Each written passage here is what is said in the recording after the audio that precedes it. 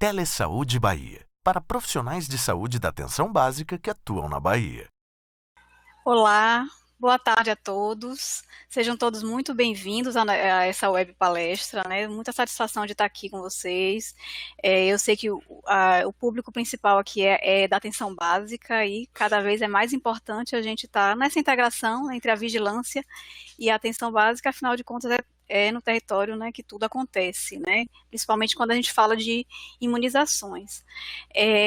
Eu sou sanitarista da Vigilância Epidemiológica do Estado e, no momento, estou como coordenadora de imunizações e vigilância epidemiológica das doenças imunopreveníveis. A gente traz esse tema hoje, que é sempre importante, sempre gera, né, bastante necessidade de alinhamentos, esclarecimentos, que é a atualização do calendário nacional de vacinação, né? Vânia vai falar daqui a pouco com vocês, para trazer que sempre há pequenos ajustes, novas orientações, e isso a gente tem que estar sempre, né, conversando sobre isso e se atualizando. Mas antes de passar para a Vânia, né, eu vim aqui para ter esse bate-papo com vocês, e eu vou falar muito rapidamente, mas no sentido de fazer um chamamento mesmo, né, um chamado às equipes que estão nas equipes de atenção básica, no território, e seja, né, em qualquer unidade de saúde, para a necessidade da gente intensificar nossas ações de rotina, né, para a vacina contra a febre amarela e contra o sarampo. A gente vive um cenário no momento, não é exclusivamente na Bahia, mas no Brasil como todo, e em vários países do mundo a gente também tem esses relatos de queda nas coberturas vacinais, né? A OMS, a Organização Mundial de Saúde, para o ano de 2019, elencou 10 desafios globais para esse ano, e entre eles existe sinalizada a resistência à vacinação, né, como um grande desafio para todos nós.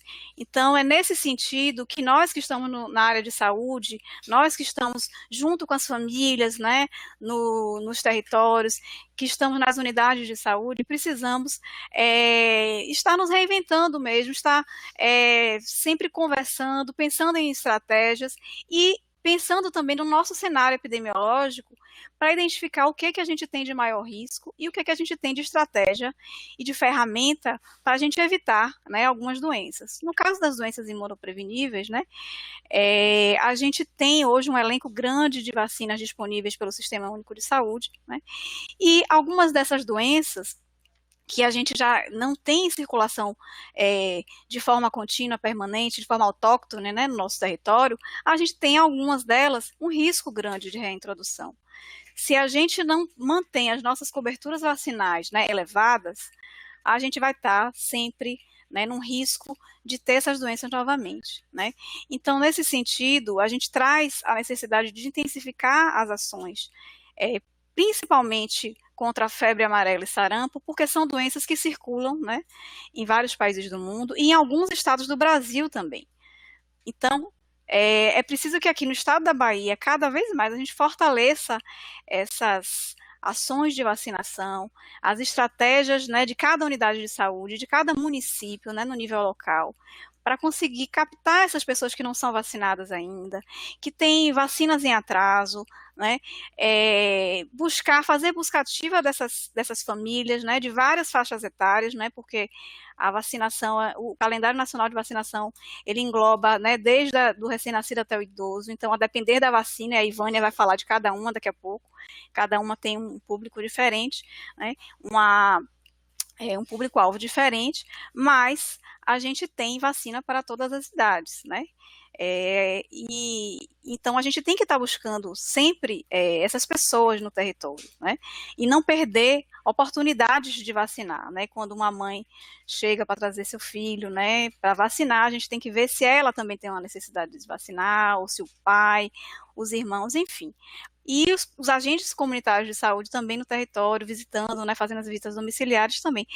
Isso que eu estou falando, eu sei que já é uma rotina de vocês, mas o que eu peço hoje é um olhar, né, voltado para a questão da febre amarela e do sarampo, porque realmente são doenças que a gente tem um risco, né, mais próximo mesmo, pensando no território do Brasil, de ter casos aqui na Bahia, e é isso que a gente não quer, né? Então eu trago para vocês que pensando nas coberturas vacinais que têm apresentado queda, a gente tem um plano no estado da Bahia de ação, né, para a melhoria dessas coberturas, né, então são várias ações de educação permanente, né, de sensibilização da população, então a educação em saúde, comunicação em saúde são coisas muito importantes da gente estar o tempo inteiro trabalhando, né, para esclarecer o papel da vacina, né, o mecanismo de ação, a segurança das vacinas, está esclarecendo dúvidas em relação a notícias falsas que muitas vezes circulam na internet e que não contribuem, né, para que aquela pessoa entenda a eficácia da vacina. Então, é papel nosso, né, profissionais de saúde, de estar fazendo essa comunicação com a nossa população, né? Tem a questão do sistema de informação também, que é importante que esteja implantado, funcionando e sendo alimentado com regularidade, né, em todas as salas de vacina, né? E essa elipsezinha aqui em azul, né, que é justamente fortalecer a integração entre a vigilância e a atenção básica, né, que é algo que a gente também está sempre buscando, e a ferramenta aqui do telesaúde tem um papel bastante importante, né? Dentro desse plano, a gente traz, né, a questão da intensificação em alguns momentos, né, da rotina. Esse slide fala um pouco da série histórica de quatro vacinas, né, polio, pneumo, tríplice viral e a pentavalente, ao longo dos anos, né, e a gente observa aqui nos últimos anos, né, de 2015 para cá, né, para 2018, uma redução em todas elas, na cobertura, né? Então a gente tem aqui na linha pontilhada a nossa meta, né, que é de 95%, e a gente não tem alcançado, desde o ano de 2016, né, essa meta, para nenhuma dessas 4 vacinas, que são vacinas que são pactuadas, né, entre os municípios nas suas pactuações anuais. Então, isso é uma coisa importante de ser acompanhada, não só, né, no nível da vigilância, mas que todas as equipes, né, que estão lá realmente realizando a ação estejam acompanhando esses dados, né, no nível local. A gente tem aqui mais outras vacinas também, falando um pouco da cobertura em menor de um ano, nos anos de 2017 em azul, 2018 em laranja e 2019 em cinza. E a gente pode observar também, né, que principalmente aqui em 2018, a gente ainda observa mais ainda a redução, né, em relação ao ano de 2017. 2019, a gente sabe que ainda são dados muito parciais, né, a gente está no meio do ano, a gente sabe que isso vai melhorar e a gente quer que cada vez mais a gente consiga tentar alcançar essas coberturas, né, e aqui a gente tem a febre amarela, né, a vacina da febre amarela, que tem sido uma vacina com recomendação para todos os municípios do estado da Bahia, né?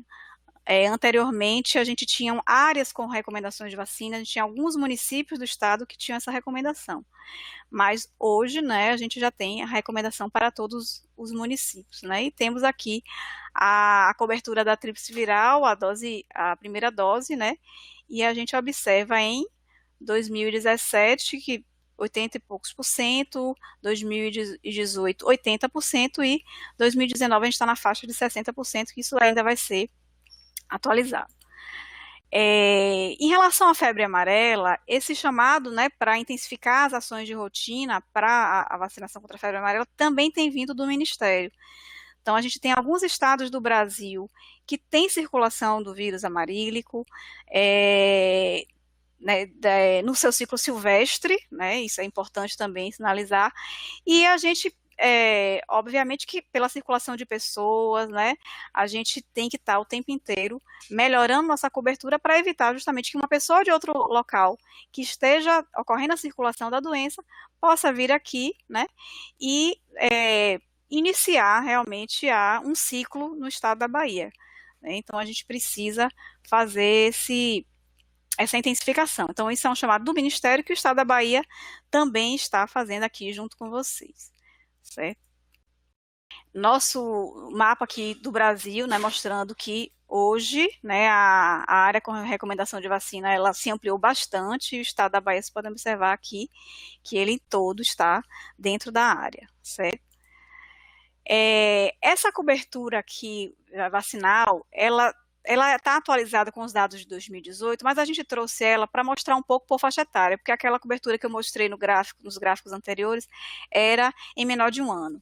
Né? Mas a gente traz aqui uma estratificação por faixa etária, né? Faz uma coorte, que é a metodologia que o Ministério hoje indica para o cálculo de cobertura, porque como é uma vacina que mais recentemente foi indicada que seja feita em apenas uma dose, né? Ela não tem mais aquele reforço a cada 10 anos, então o cálculo de cobertura ele foi modificado.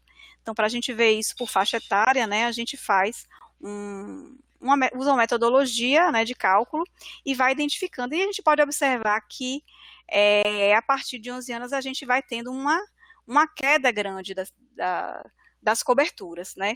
Significa que as faixas etárias, né, de maiores de 10 anos têm um risco maior, porque estão, em grande parte, sem se vacinar. Se a gente faz essa análise de cobertura entre as regiões, né, do estado, né, os núcleos regionais de saúde, a gente pode observar que tem algumas áreas, como o extremo sul, oeste e sudoeste, que tem coberturas acumuladas maiores, né? Isso também porque são áreas que já tem muito mais tempo que estão incluídas nas áreas com recomendação de vacina, diferente de outras áreas, né? De outras regiões, mas, né, já que hoje todo o estado da Bahia está incluso, a gente precisa realmente melhorar bastante nossas coberturas, né, nessas regiões, e mesmo nas regiões que têm uma maior cobertura, ainda a gente não tem 95% dessa cobertura, então é trabalho para todo mundo mesmo, certo? Aqui a gente tem também mais ou menos a mesma ideia, mas só para ter estratificado aqui em termos de número de municípios que tem a cobertura, né, muito baixa, ou seja, menor que 50% está aqui em vermelho, né, por região aqui, por macro-região, e aqui, nessa última coluna, do estado da Bahia. Então, a gente tem muito poucos municípios, podem observar aqui em verde, que estão com entre 75% e 95% de cobertura, né? Uma faixa aqui amarela, entre 50% a 74%, e praticamente metade aqui do nosso total de municípios tem coberturas abaixo de 50%, né? Então, a gente tem muito trabalho pela frente, né? Estados do Brasil sofreram muito com epidemias de febre amarela nos anos anteriores, né? Somente 2017 e 2018. Então, a gente precisa continuar com nossas ações de vigilância da febre amarela, que inclui, além da vacinação, que essa sim é a medida mais eficaz, né, que a gente tem disponível, né, não estamos com falta de vacina no momento, temos vacina disponível para essa população. Além disso, tem as outras ações de vigilância também, de epizootias, de primatas não humanos, né, e toda a parte de notificação e investigação também, buscativa, entre outras, mas nesse momento nosso foco aqui realmente é a imunização. Falando um pouco do sarampo, a gente quer também fazer esse chamado, né?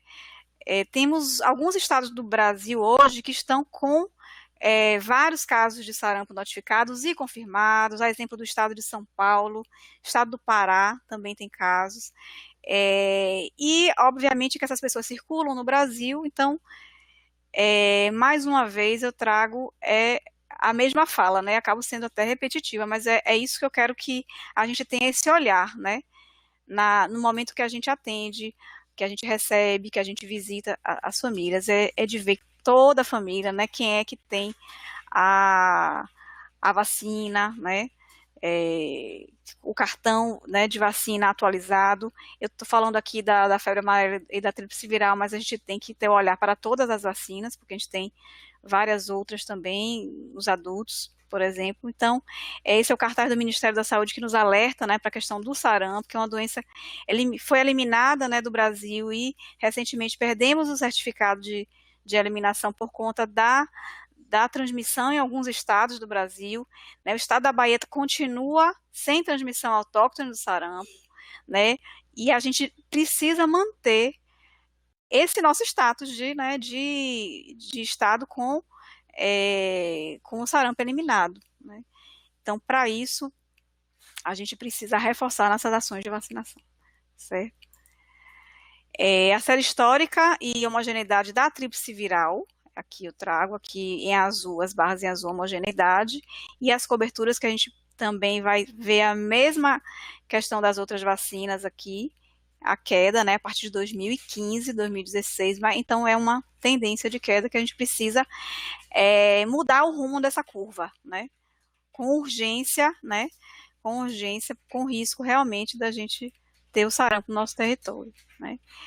Aqui a gente traz a dose 1 e dose 2, né, em crianças de 1 ano de idade. Então, a gente precisa garantir que a criança que iniciou o esquema, ela faça a sua segunda dose, né, e quando a gente observa isso na série histórica 2015 a 2019, a gente observa a diferença que existe, né, entre a cobertura na dose 1 e a cobertura na segunda dose. Então, né, a criança que não teve o seu esquema completo, ela não tem uma garantia de imunidade.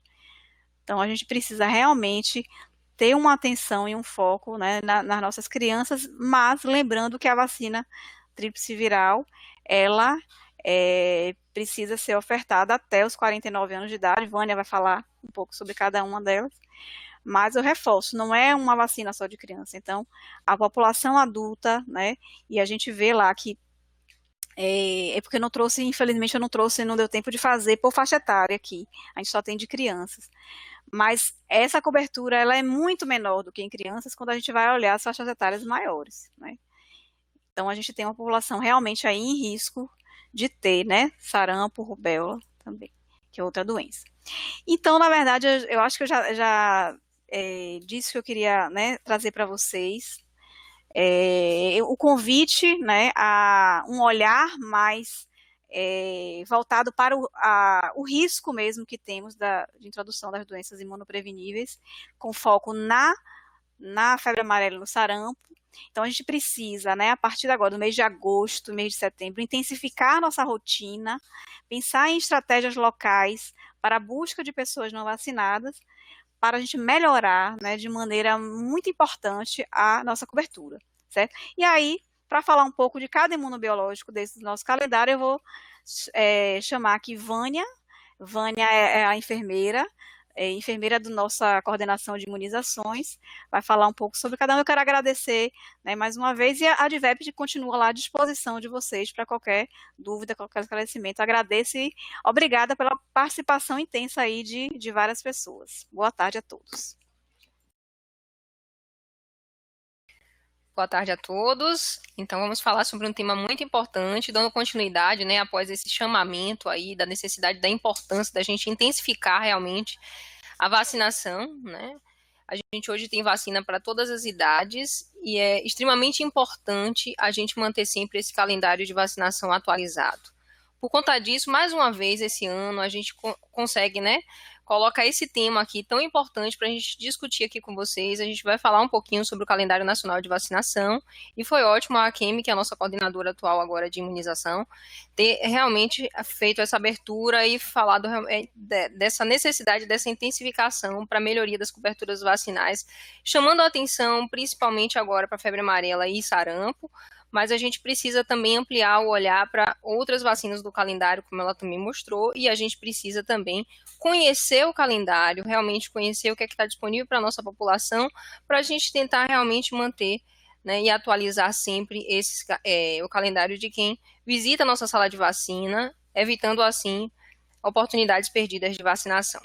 Tá? Então, lembrar que esse calendário nacional ele é preconizado pelo Ministério da Saúde, para todo o território nacional. A gente tem algumas portarias que a gente cita aqui no slide, que é muito importante os profissionais conhecerem, porque traz algumas particularidades, né, sobre cada vacina. E a novidade agora para 2019 é a instrução normativa que o Ministério, né, disponibilizou nesse primeiro semestre e que a gente também precisa conhecer, né? Ela resume mais ou menos o que as outras portarias, outras notas já traziam e com algumas pequenas novidades que a gente também vai tratar aqui. Importante a gente saber as diferenças, não dá para a gente discutir calendário de vacinação sem entender o objetivo, né? O objetivo do Programa Nacional de Imunização é focar realmente na saúde coletiva. Então, para cada vacina que vai ser implantada no calendário nacional, vários critérios precisam ser atendidos. Então, além de uma alta eficácia da vacina, da própria vacina, a gente precisa realmente conhecer o perfil epidemiológico do nosso território e realmente avaliar inclusive também qual seria a faixa etária, né, mais vulnerável para a gente realmente poder oferecer essa vacina para a população. E, além disso tudo, a gente precisa também ter produção, né, fazer a aquisição para atender o público-alvo, para quem está preconizado cada uma dessas vacinas. Buscando sempre esse foco na saúde coletiva, enquanto você tem algumas vacinas disponíveis no calendário em geral, que foca apenas no indivíduo, e aí cada pessoa pode ir buscar, né, por exemplo, outras vacinas que já são comercializadas e que ainda não estão disponíveis no calendário nacional. Tá? Isso também é possível, mas observem que o nosso calendário é um dos mais ricos do mundo. A gente já tem hoje mais de 19 vacinas sendo oferecidas no calendário, que protege para dezenas de doenças. Então, a gente realmente tem um programa que tem uma credibilidade não só nacional, mas também internacional, que é o nosso Programa Nacional de Imunização. Tá? Esse é o nosso calendário, continua vigente, mesmo com a instrução normativa, que a gente vai trazer pequenos detalhes. Né? Esse ano, agora, em 2019, a gente teve uma novidade com relação à BCG. Nós estratificamos aqui a apresentação da mesma forma que o calendário, né, que foi preconizado pelo Ministério, colocou vacina para todas as idades. Então, a gente vai apresentar aqui as vacinas das crianças.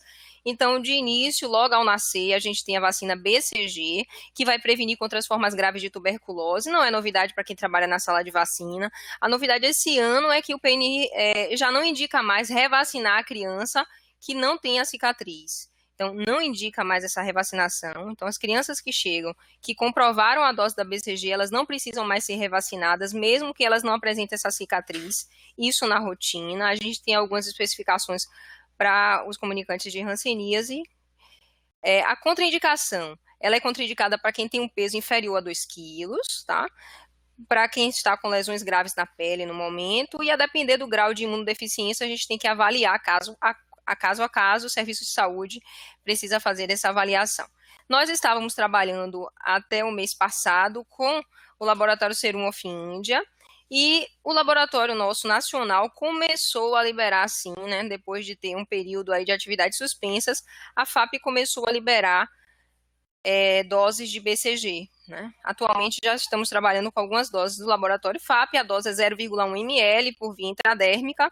Lembrando ainda, se a gente receber vacinas BCG Serum, a dose é um pouquinho diferente e a gente tem, especificamente para o laboratório Serum, uma seringa específica com trava em 0,05, por conta realmente da precisão, né? Muito pequenininho. Então, para evitar erro de imunização, a gente tem inclusive essa vacina, a seringa específica com trava.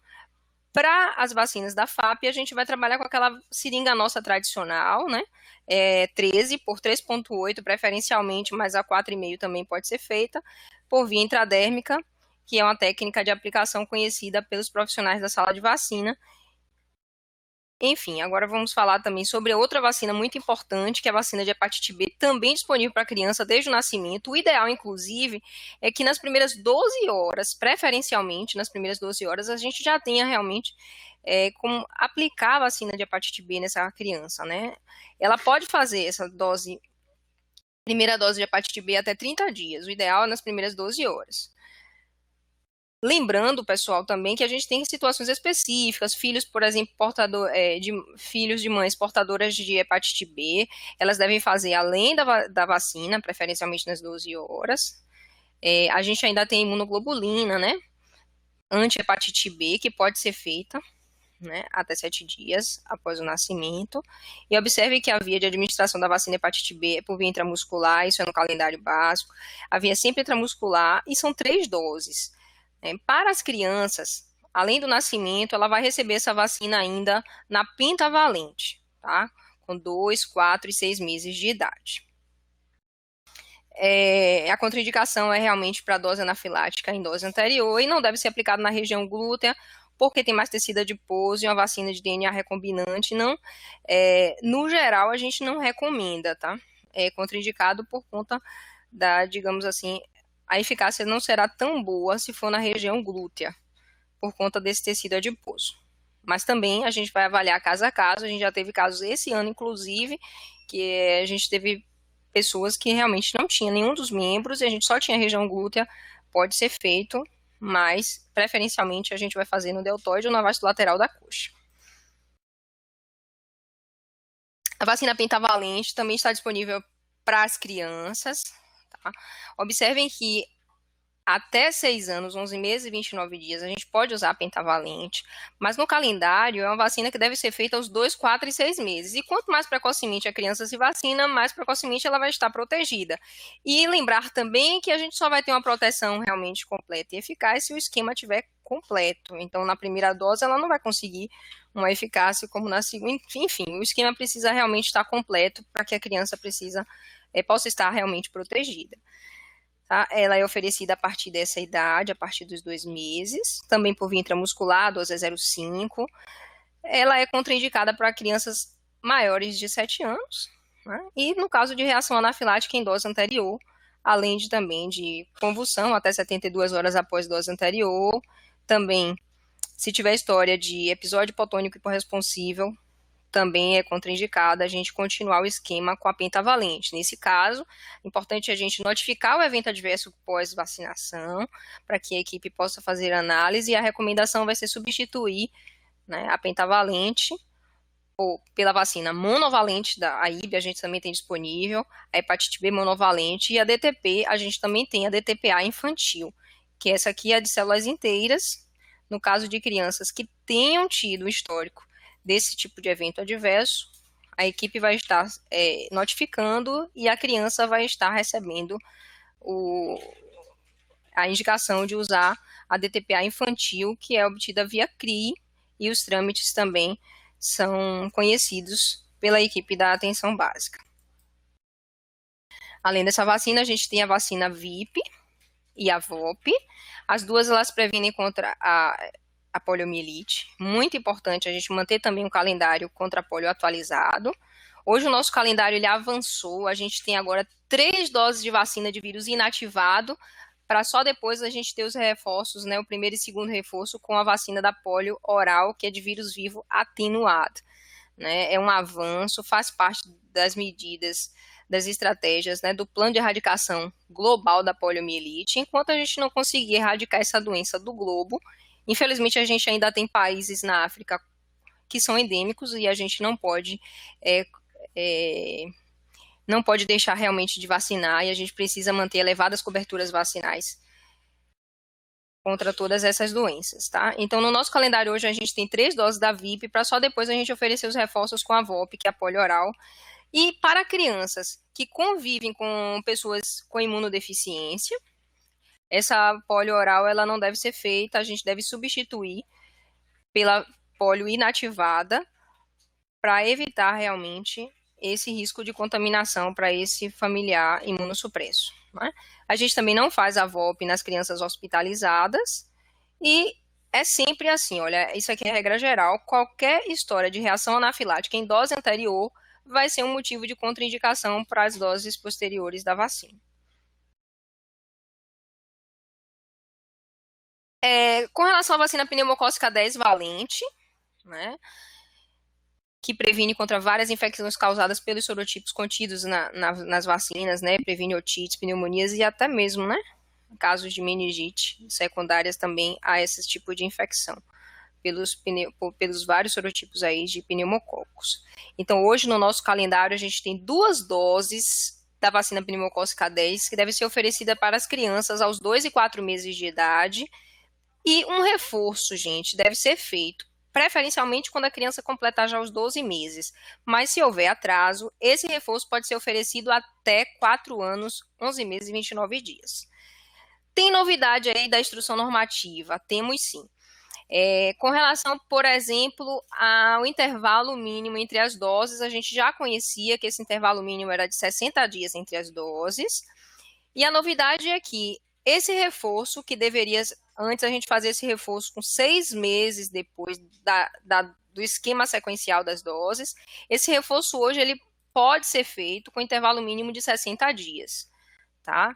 No caso da vacina pneumocócica e também na vacina meningocócica. Esse reforço, ele pode ser, digamos assim, o intervalo dele é permitido a partir de 60 dias, o intervalo mínimo de 60 dias, porque a gente sempre antes lembrava o reforço sempre 6 meses depois. Então, a novidade da instrução normativa é que esse reforço aqui não é uma vacina de células inteiras, tá? É uma vacina conjugada.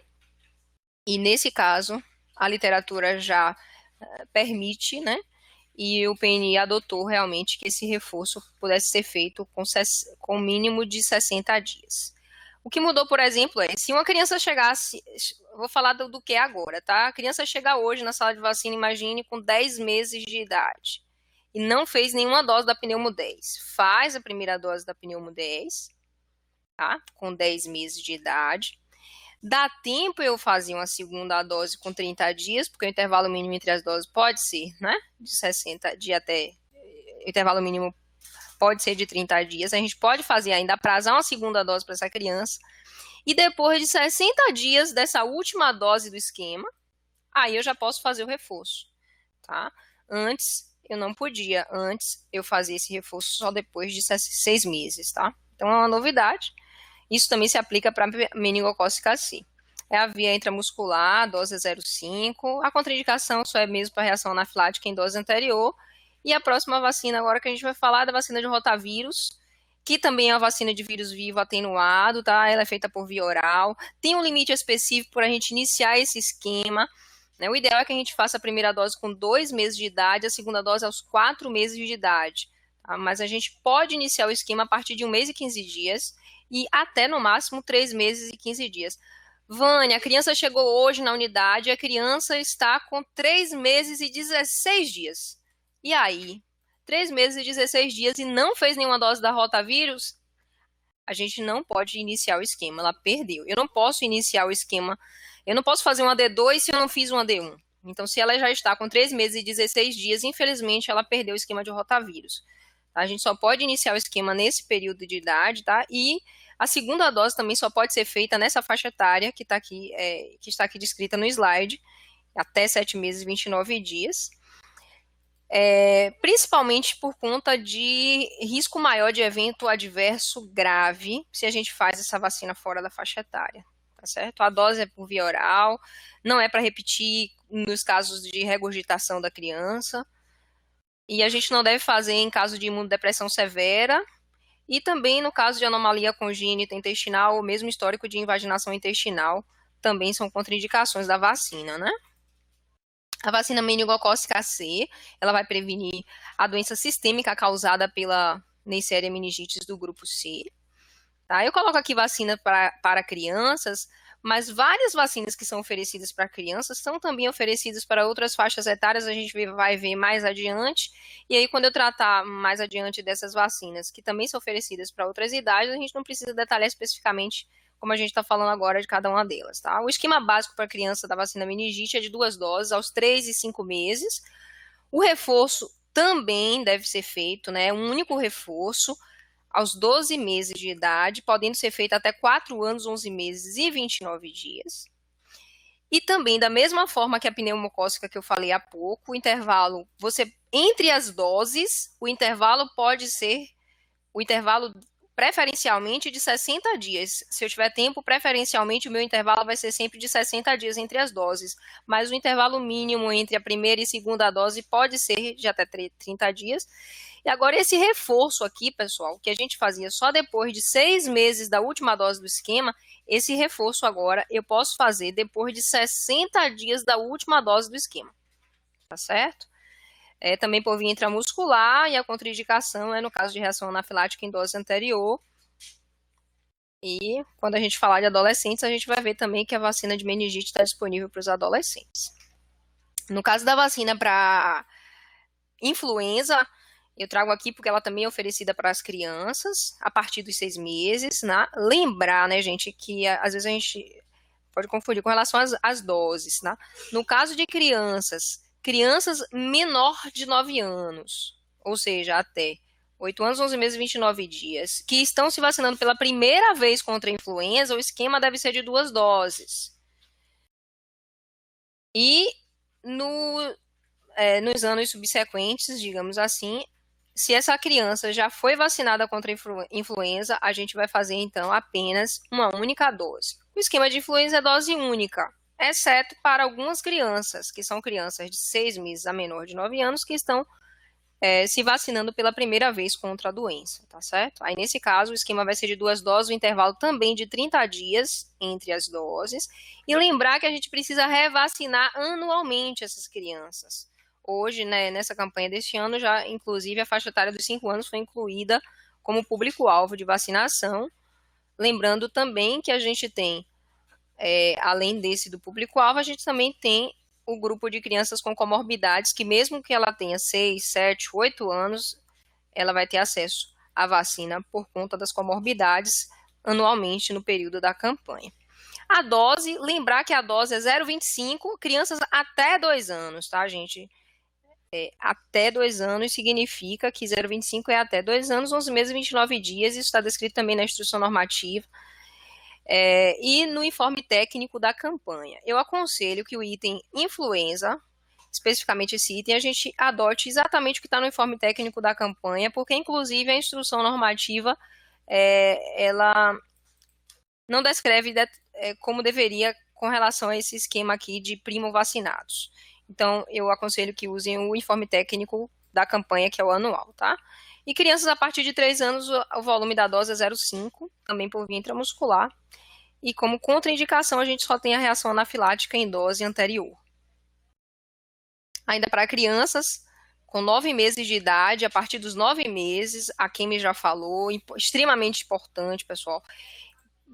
Praticamente todo o Brasil hoje já é área de recomendação para fazer a vacinação da febre amarela. A Bahia, ela começou, né, a estender essa vacina, a oferecer essa vacina desde quando a gente não tinha áreas de recomendação aqui. A gente sempre distribuiu a vacina para os 417 municípios da Bahia, por conta dos viajantes para as áreas de risco, mas a gente precisa realmente ficar atento à cobertura vacinal. Uma dose vale para a vida inteira. Então, se a criança se vacinar agora, ela já vai estar protegida para a vida inteira contra a febre amarela. E o nosso país, quase totalmente, né? Só apenas alguns estados ainda da região Nordeste que ainda não estão, assim, todos na área de recomendação, mas basicamente o país inteiro, tá? Então, a dose é 0,5, por via subcutânea, a dose é padrão de 0,5. Quem fez dose fracionada, Vânia, às vezes as pessoas me perguntam, quem fez dose fracionada em 2017, quando a gente fez intensificação? Está mantida a recomendação de quem fez dose fracionada de 0,1 ml, depois de 8 anos, fazer a segunda dose, a dose de reforço. Isso é o que a literatura nos diz hoje. Se tiver algum estudo que a Organização Mundial de Saúde e o próprio programa sinalize diferente, também a gente vai indicar e divulgar amplamente para toda a rede. Mas o que a gente tem hoje é isso, tá? É contraindicada para quem tem reação anafilática em dose anterior, e a gente precisa lembrar, gente, que tem alguns grupos que a gente precisa de avaliação do profissional de saúde. Lá no serviço de saúde, a gente precisa avaliar, né, principalmente que grupos gestantes, trata-se de uma vacina de vírus vivo atenuado por via parenteral, então se eu não tenho vírus circulando na minha região, eu não vou indicar essa vacina para esses grupos, eu vou postergar essa vacinação. Mas no caso de a gente ter um risco epidemiológico importante e a Secretaria oriente que a gente faça essa avaliação, a gente deve fazer avaliação nesses grupos, tá? Somente iremos avaliando sempre o risco-benefício, se o risco realmente de adoecer for maior, tá? Então, gestantes, mulheres que estão amamentando, inclusive, mulheres que estão amamentando crianças de até 6 meses, se elas forem vacinadas contra a febre amarela, elas devem suspender a amamentação por 10 dias, tá? Da mesma forma que as pessoas maiores de 60 anos, a gente não pode vacinar essas pessoas de uma forma indiscriminada. Ah, nunca tomou a vacina de febre amarela. Vai tomar a vacina de febre amarela pela primeira vez e tem 60 anos. Então, eu preciso fazer uma avaliação para ver se essa pessoa tem um risco maior de apresentar algum evento algum evento adverso mais grave relacionado à vacina, por tratar-se de uma vacina de vírus vivo atenuado, e essas pessoas terem algumas características aí que a gente precisa ter cuidados, algumas precauções aí para esses grupos, no caso de a gente ter essas recomendações. Ainda tratando de vacina para crianças, a gente vai falar agora das vacinas de tríplice viral e tetraviral. Aqui na Bahia, a gente já não vem recebendo a tetraviral há muito tempo, né? A gente faz aqui a tríplice viral e a monovalente da varicela, que na verdade elas, né, vão prevenir contra as mesmas doenças, sarampo, cachumba, rubéola e varicela, mas a gente faz separadamente essas vacinas. No mesmo dia, mas são vacinas diferentes. Lembrar que o esquema é, com 12 meses a gente faz a SCR, a primeira dose, e com 15 meses de idade a gente faz a segunda dose da SCR e a primeira dose da varicela. Lembrar, gente, e aqui eu não coloquei no slide, peço desculpas, porque assim, a questão da segunda dose de varicela. A segunda dose de varicela, ela deve ser oferecida para crianças de até 6 anos de idade, ou seja, 6 anos, 11 meses e 29 dias. Então, além da primeira dose da varicela que eu tenho aqui, eu tenho a segunda dose de varicela, que deve ser feita com 4 anos, mas que eu posso fazer a vacina da varicela até 6 anos, 11 meses e 29 dias. Então, estou aproveitando esse slide para falar um pouquinho da varicela. A gente também tem algumas situações especiais com relação a determinado laboratório, tá? Isso também está colocado na instrução normativa, é importante que vocês fiquem atentos, porque o calendário básico da criança é uma dose. A primeira dose da varicela vai fazer com 15 meses, que pode ser com a tetraviral, né, na tetraviral, e a segunda dose da varicela, que é a monovalente, com 4 anos de idade, podendo ser feita até 6 anos, 11 meses e 29 dias. É também por via subcutânea, a dose é 0,5 ml. Lembrar também que profissional de saúde deve ficar atento, né? E a questão da idade, eu vou falar mais adiante. A gente tem algumas peculiaridades para o profissional de saúde que também tem acesso à vacina tríplice viral, independente da faixa etária, e no caso da varicela também ele deve ter acesso. Tá? É contraindicada para pessoas que estão com grau de imunodeficiência. Esse grau de imunodeficiência ele deve ser avaliado por tratar-se também de uma vacina de vírus vivo atenuado. Tá bom? Ele deve ser avaliado caso a caso. E necessariamente para gestante é contraindicado mesmo. Tá?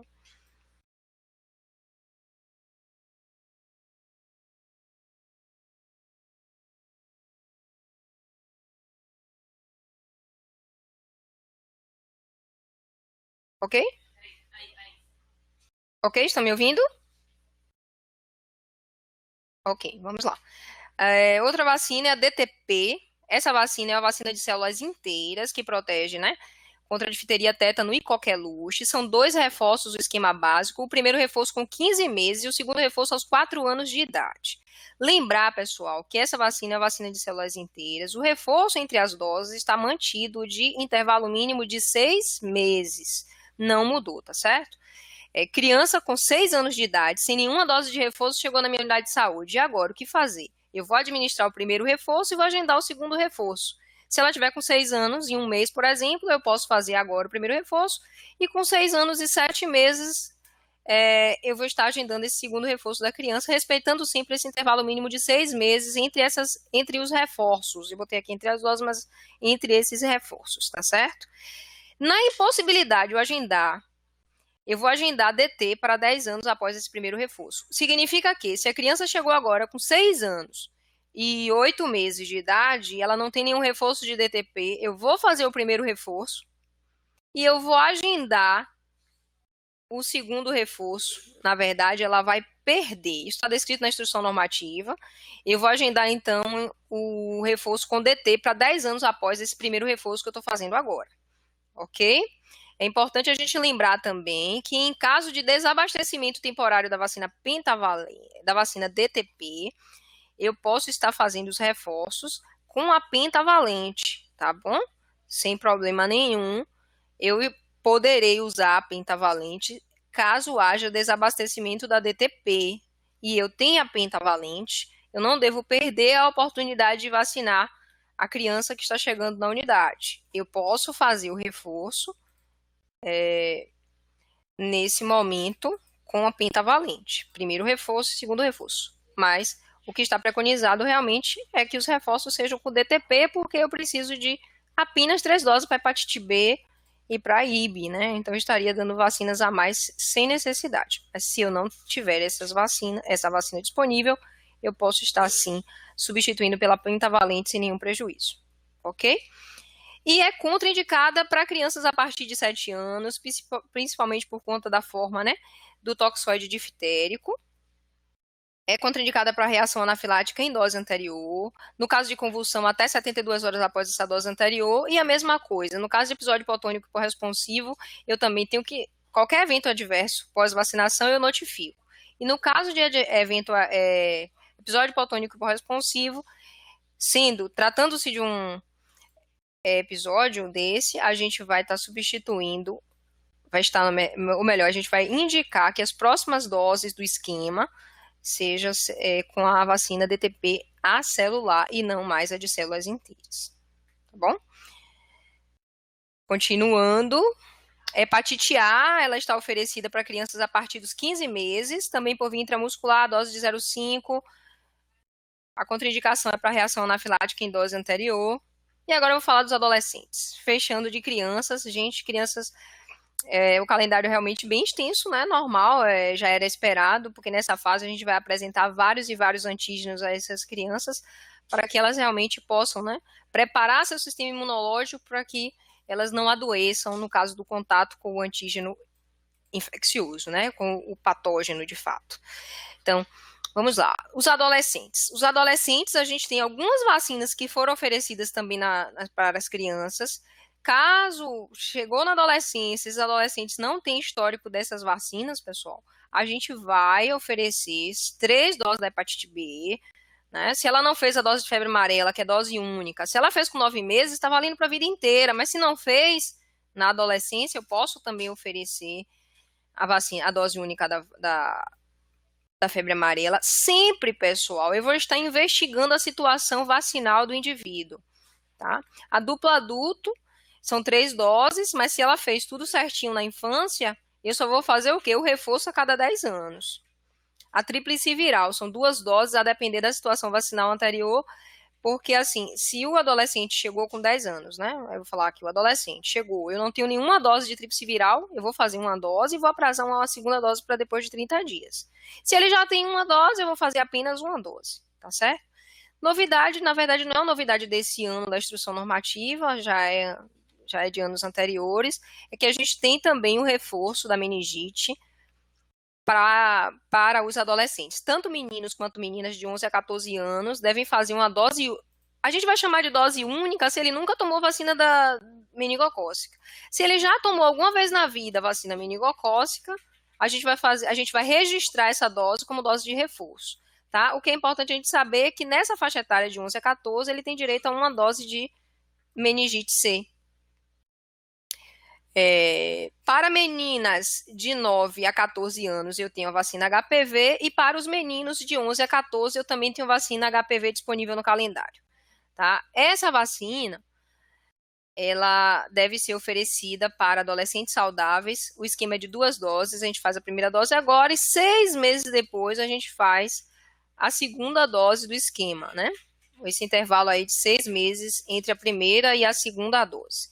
Vânia, a criança chegou na minha unidade e agora ela tem, por exemplo, né, a gente tem um grupo especial de 9 a 26 anos, tanto homens quanto mulheres, tanto meninos quanto meninas, com imunodeficiência, que convive com HIV. O esquema já não é mais de 2 doses, o esquema é de 3 doses, e para esses grupos a gente precisa de uma prescrição médica, né, colocando realmente o motivo da vacinação, porque o esquema já é diferenciado, é 0, 2 e 6 meses.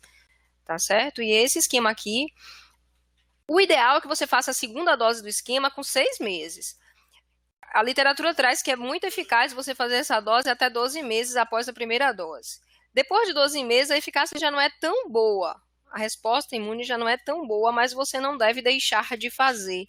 Significa que se uma criança iniciou o esquema de HPV na rede pública, imagine que foi implantado, acho que em 2014, HPV, e essa criança aparece agora, por exemplo. A literatura não não realmente, a gente não tem esses estudos de eficácia com tanto tempo depois, mas se ela aparece agora para fazer a segunda dose, a gente não deve negar essa segunda dose. A gente deve completar o esquema, tá certo? E hoje a gente deve já estar orientando realmente que a gente faça essa segunda dose. Sempre a gente vai buscar fazer essa segunda dose no máximo até 12 meses, mas se houver necessidade a gente vai vacinar mesmo depois desses 12 meses, tá bom? Já falei, né, da vacina HPV, ela vai prevenir contra esses sorotipos, né, do vírus, que estão muito associados ao câncer ou a verrugas genitais. Também por via intramuscular. Lembrar de quando a gente vai vacinar essas crianças, pessoal, a gente deve mantê-las, esses adolescentes, a gente deve mantê-los 15 minutos, pelo menos, aguardando no serviço de saúde, principalmente por conta dos registros de reação vasovagal que a gente tem. Não é indicada para gestante.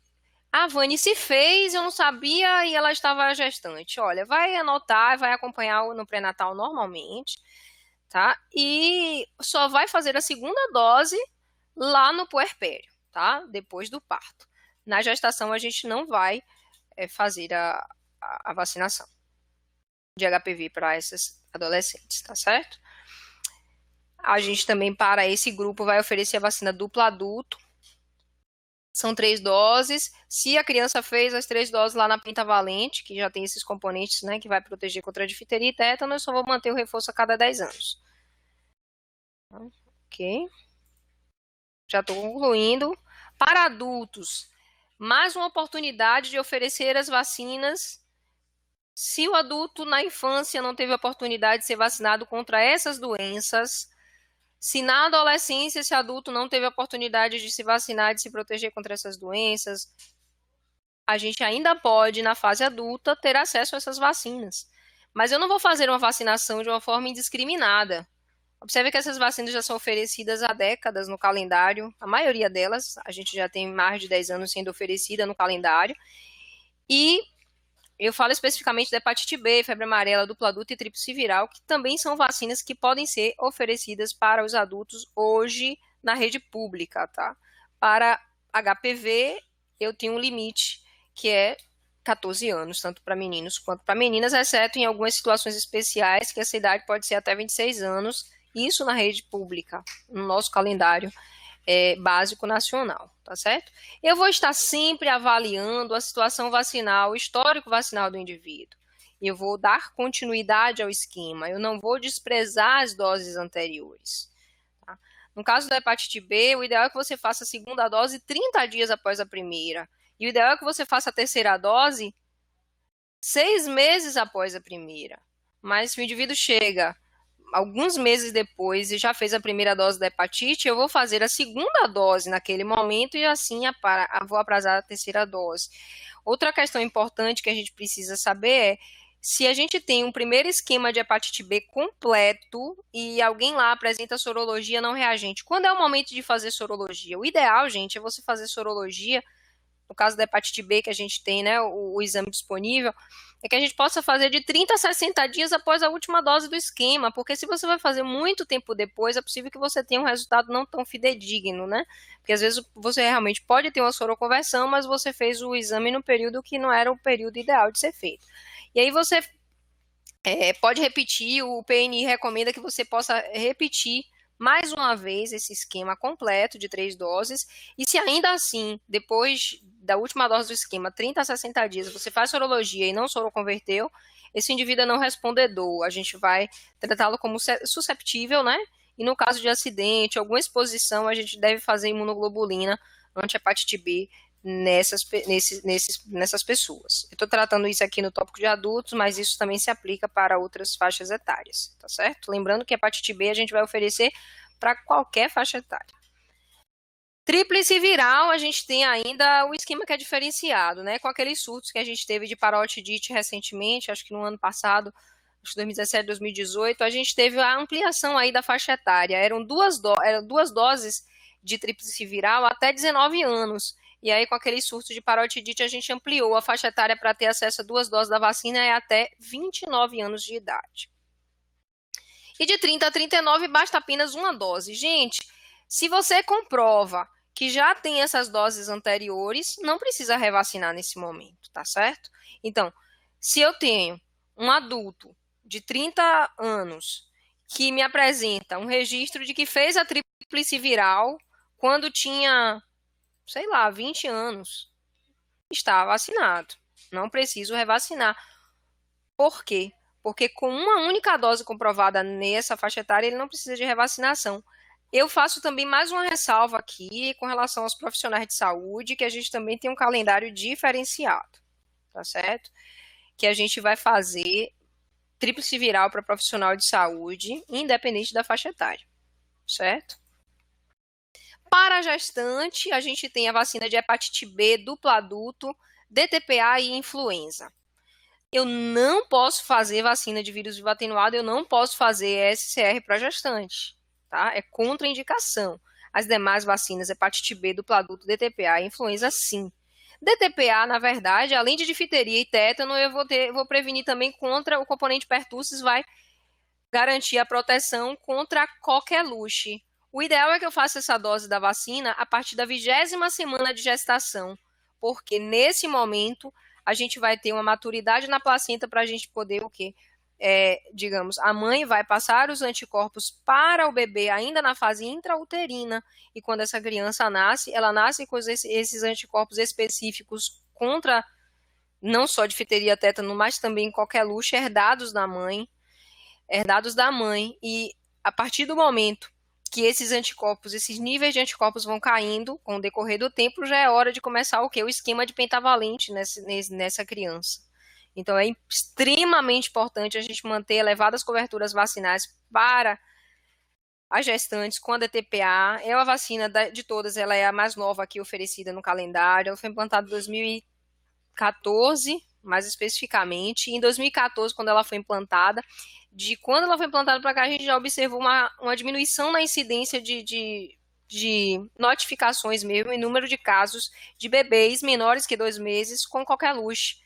Mas a gente pode ainda reduzir muito mais se a gente melhorar e ampliar as coberturas vacinais dessas gestantes. É uma vacina que está disponível na rede, e a grande novidade é que os profissionais de saúde, conforme instrução normativa, profissional de saúde, não é trabalhador, gente, de saúde, para não confundir lá no informe técnico da influenza. O informe técnico da influenza, qualquer trabalhador de saúde pode fazer na campanha a vacina da influenza. No caso do DTPA, é para quem é profissional de saúde. O ideal é que esteja na ativa, mas na instrução ele não fala isso, tá? Fala que os profissionais, todos os profissionais agora, devem ter uma dose de DTPA a cada 10 anos. É uma vacina que faz parte do esquema. O esquema contra o tétano da dupla adulto são 3 doses, mas para profissionais de saúde eu devo fazer uma dessas 3 doses com DTPA, e para a gestante também. Eu vou estar sempre fazendo avaliação da situação vacinal. Então, se o meu profissional de saúde hoje está com o esquema completo, atualizado, e agora ele tem acesso a DTPA, então eu vou fazer DTPA agora para o profissional de saúde e vou aprazar esse reforço a cada 10 meses para esse profissional de saúde. No caso do calendário da gestante, a cada gestação, essa gestante tem acesso, deve ter direito, deve fazer uma única dose da DTPA no esquema sequencial. Olha, gente, eu posso fazer 2 doses de DT primeiro, a DTPA ser a terceira, não importa. O importante é que a DTPA ela seja oferecida a partir da 20ª semana de gestação. Vânia, chegou a gestante agora no meu pré-natal, eu sou enfermeira de pré-natal, e ela está com 6 semanas, acabei de descobrir aqui o exame e tal, e ela só tem 2 doses de vacina DT. O que fazer nesse momento? Olha, para proteger a mãe, no caso de um acidente biológico, por exemplo, o ideal é que você complete logo o esquema, faz a terceira dose com a DT, normal. Nesse momento, que ela está com 6 semanas de gestação, completei o esquema de DT. A partir da 20ª semana, e o ideal, gente, é pelo menos 20 dias antes do parto. E aí, por conta da questão do parto prematuro que a gente pode ter, a gente não deve deixar passar muito da 20ª semana. Então, depois da 20ª semana, a gente já pode vacinar essa gestante com a DTPA.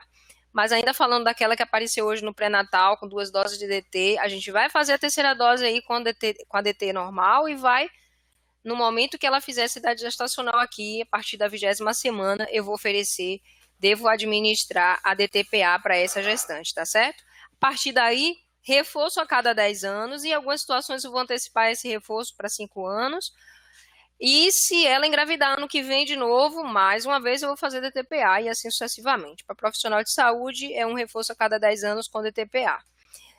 Isso é novidade, tá? É uma coisa nova da instrução normativa. É importante que os municípios se organizem com relação aos pedidos e com relação à previsão dos seus estoques de vacina, porque agora a gente deve incluir, além das gestantes e além daqueles profissionais de UTI neonatal, por exemplo, que a gente já deveriam, né, se vacinar com a DTPA, a gente ampliou agora, na verdade a gente não, a instrução normativa do Ministério da Saúde ampliou para todos os profissionais. Importante que os municípios comecem a sinalizar suas demandas e se organizem para vacinar seus profissionais, para não fazer tudo de uma vez, até porque a nossa rede, ela precisa estar organizada nesse sentido, até inclusive rede de frio, pedido para o Ministério, é a questão dos insumos, da previsão dos insumos, das ações que a gente deve fazer programado.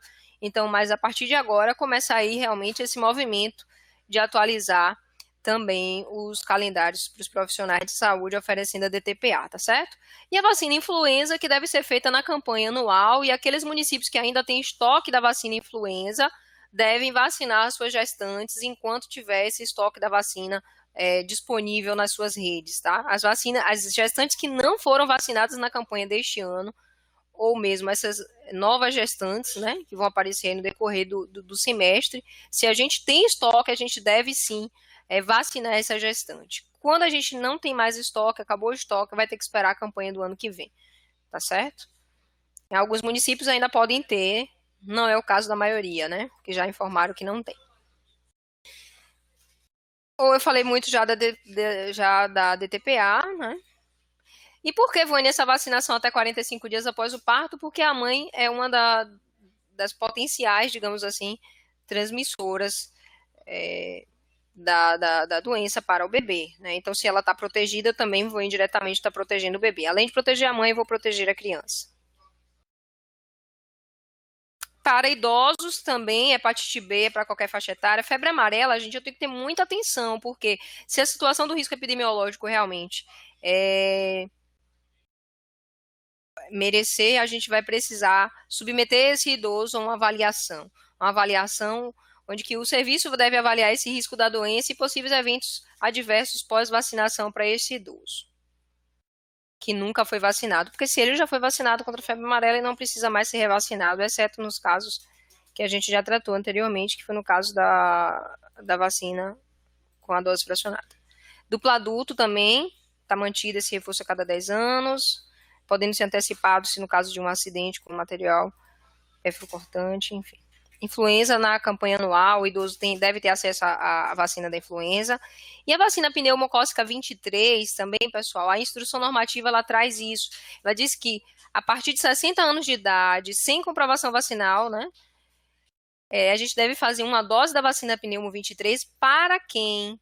Para alguns grupos alvos específicos dos idosos. Quais são eles? São os idosos acamados ou institucionalizados, que moram em asilos, casas geriátricas, unidades de acolhimento, enfim, casas de repouso. Se ele é um idoso institucionalizado ou acamado, restrito ao leito, a gente deve sim oferecer essa vacina pneumocócica 23 e não esquecer de lançá-la também no nosso sistema de registro, sistema de informação do Programa Nacional de Imunização, certo? A partir de 60 anos de idade para os acamados ou idosos que vivem em instituições como essas citadas aqui anteriormente. A gente também deve fazer uma previsão e a gente deve aproveitar a campanha contra a influenza para vacinar esses idosos, já que nesse momento a gente já oferece nessas unidades a vacina contra a influenza. Mas caso isso não seja possível, é possível também a gente fazer essa solicitação e tentar programar para fazer na rotina essa vacinação dos idosos, programando isso conforme as solicitações que devem ser emitidas para o Ministério e comprovando essas doses, porque se a gente não comprova, a gente não tem como fazer novas solicitações. Tá? É também por via intramuscular. Algumas considerações importantes para a gente fechar, né? Não é novidade, mas é bom a gente estar enfatizando isso, que a gente deve sempre evitar oportunidades perdidas de vacinação, buscar sempre atualizar o calendário. Se chega um adolescente, quais são as vacinas que são oferecidas para o adolescente, será que todas estão atualizadas ou tem alguma que a gente pode atualizar? Então, eu tenho sempre que buscar fazer isso, tá? Lembrar que a gente deve oferecer, podemos e devemos aproveitar o momento para fazer o máximo de vacinas que a gente puder. Múltiplas vacinas, elas podem ser administradas no mesmo dia. A gente tem que ter alguns cuidados, né? Que a gente deve fazer em sítios de aplicação diferentes. Ah, Vânia, mas eu não uma criança, eu vou fazer 2 vacinas intramuscular numa perna, 2 em outra, sim, não tem problema, você pode fazer, mas a gente deve fazer o intervalo mínimo, o espaço mínimo de 2 centímetros, pelo menos, entre uma vacina e outra, tá? Por exemplo. Atentar para todos os certos da imunização, e como quem trabalha nessa sala de vacina são profissionais de enfermagem, eles vão saber que são os mesmos certos da enfermagem, dose, né, certa, a vacina certa, o esquema certo, a temperatura, armazenamento, validade, tudo isso a gente deve buscar. Não há necessidade, gente, de intervalo entre as doses de vacina. Isso no geral, tá? A regra é que não há necessidade de intervalo entre uma vacina e outra, mas a gente tem algumas exceções. A regra geral é que não há intervalo, mas a gente precisa gravar, porque são 2 exceções e aí vai ficar fácil para a gente memorizar isso. Quando eu falar de vacinas de vírus vivo atenuado, que eu administro por via parenteral, quais são elas? Febre amarela, SCR, varicela, tetraviral. Essas são vacinas que eu faço por via subcutânea, portanto, por via parenteral. Essas vacinas, ou eu faço no mesmo dia, aplicação no mesmo dia, simultânea, mas em sítios diferentes, como eu falei anteriormente. Se eu não puder fazer no mesmo dia, eu vou fazer o quê? Por exemplo, a vacina de SCR com a febre amarela, por exemplo. Se eu não puder fazer no mesmo dia, eu vou recomendar esse intervalo mínimo de 30 dias entre essas doses, ok? Tem ainda outra exceção? Tem. Tem sim. Quando eu estiver fazendo pela primeira vez a tríplice viral e essa criança for menor de 2 anos, eu não devo fazer a febre amarela e a tríplice viral no mesmo dia. Eu vou fazer a febre amarela e a tríplice viral, respeitando o intervalo mínimo de 30 dias entre essas doses, para os menores de 2 anos. Então, a criança de 9 meses não fez a febre amarela, chegou lá na sua unidade hoje com 1 ano de idade. E aí, eu não posso fazer hoje, né? Apesar de que, pessoal, tem vários estudos aí com controvérsias em relação a esse assunto, mas o que está mantido hoje, o que está padronizado, é exatamente o que está escrito aqui, febre amarela e tríplice viral. No caso da tríplice viral, será a primeira vez que a criança vai fazer, eu não faço no mesmo dia se ela tiver menor de 2 anos. Então, se ela tiver 3 anos, eu posso fazer? Posso. Tá? Eu posso fazer as duas no mesmo dia sem problema nenhum, mas se ela não tivesse... Ah, Vânia, eu não tinha, sei lá, febre amarela, a criança chegou, eu fiz a primeira dose da SCR, e aí quando ela veio fazer a segunda dose da tríplice viral, com 1 ano e 3 meses, eu também já tinha febre amarela, eu posso aproveitar esse momento e fazer as duas? Pode, porque não é mais prima vacinação da tríplice viral, tá bom? A instrução normativa, ela traz essa informação também. Ok, pessoal? Para finalizar, eu trago algumas referências, a gente tem outras, né, dos manuais que a gente consulta, algumas questões também da própria, de algumas vacinas específicas, mas a maioria das referências citadas estão disponíveis aí. E a gente agradece, né, a participação de todos vocês, né, mais uma vez, que estão aí na ponta, fazendo a diferença e contribuindo muito para o êxito e para a credibilidade do programa, que é um programa realmente brilhante. E o sucesso depende de cada um de nós, independente da sua posição na rede de atuação, né? Então, vocês da atenção básica, da vigilância epidemiológica, que trabalham com a educação permanente, estudantes, profissionais, multiplicadores, formadores de opinião, e mesmo que não sejam profissionais, mas que são pais, que são tios, que são mães, enfim, que estão ali mobilizando e motivando para que as pessoas possam manter seus cartões de vacina atualizados. A todos vocês, a gente agradece, um grande abraço. Estamos à disposição para dúvidas e esclarecimentos que a gente possa contribuir aqui. Se a gente não tiver essas informações, a gente vai buscar conforme as orientações do próprio programa. Tá bom? Obrigada a todos. Bom, pessoal, nós temos aqui mais de 30 perguntas, né? Vou deixar a Vânia descansar aí um pouquinho, tomar uma água. Então, assim, a gente vai contar com ela vai dando aqui até onde a gente pode ir, né, para poder tentar responder boa parte dessas dúvidas, tá bom? Aproveito para informar que eu vou colocar aqui novamente o link da declaração de participação que vocês podem solicitar. A apresentação em PDF, ela já está disponível no nosso site também, e a gravação dessa web palestra será disponibilizada posteriormente no canal do YouTube do Telesaúde Bahia, tá bom? Então, podemos então, Vânia, dar início às perguntas? Bom, a gente vai seguir por ordem, né, que o pessoal foi colocando aqui no bate-papo. A primeira dúvida é como proceder com os responsáveis que se recusam a vacinar as crianças, mesmo após as ações da equipe em orientar, informar, intensificar a atenção a esta família. Qual o protocolo a seguir? Notificar o conselho tutelar? Sim, na verdade, as crianças, elas têm direito à vacinação, né? E a gente precisa realmente assegurar esses direitos, esse direito a essa criança. O Estatuto da Criança e do Adolescente, ele preconiza isso, o ECA, né, que é novo, né, na verdade, da década de 90, mas assim, a gente precisa acionar sim o Conselho Tutelar se for necessário, porque às vezes o responsável ele não está realmente favorecendo. E a criança não vai à unidade sozinha. A criança precisa de um responsável para fazer isso. E se esse responsável ele não pode ficar, ele não deve ter esse livre-arbítrio nesse sentido de que eu não vou vacinar meus filhos e ficar por isso mesmo. Ele deve ser, o conselho tutelar deve ser sim acionado. Por quê? Porque essas crianças precisam estar protegidas.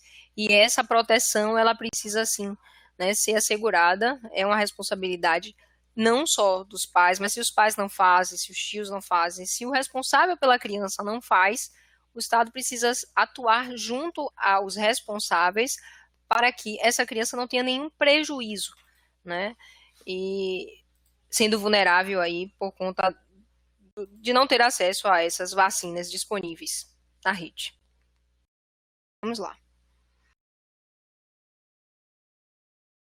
A próxima pergunta é: a gestante já tem comprovadamente 3 doses de vacinas contra a hepatite B, mas mantém anti-HBs baixo, não convertido em imunidade. Deve tomar uma 4ª dose como equivalente à última dose, uma espécie de reforço?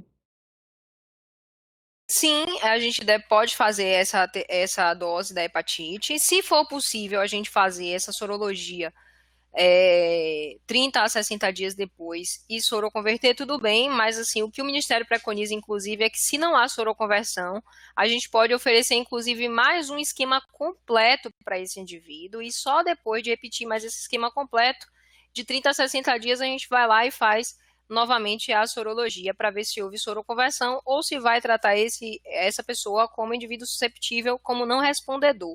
A gente deve lembrar que, apesar de a gente ter uma alta eficácia da vacina hepatite B, trata-se de uma vacina de DNA recombinante e que, por questões realmente genéticas, né, de cada indivíduo, intrínsecas a cada um, a gente tem um grupo, que é um grupo pequeno de pessoas, que são não respondedores da vacina hepatite B.